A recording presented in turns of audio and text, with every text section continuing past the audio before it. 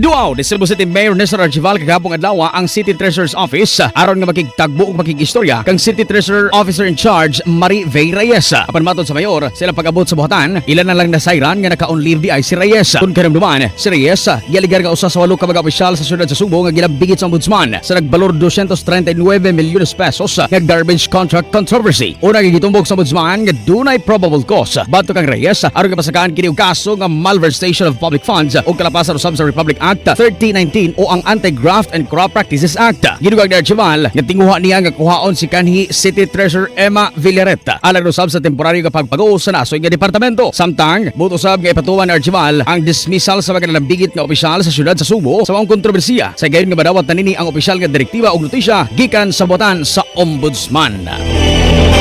Report gikan sa Cebu City Hall. Kini sa Idol Clint Lantako sa 93.9 iFM. Di kapugan sa pagkatod sa Ragunang Balita. Tatak iFM Balita.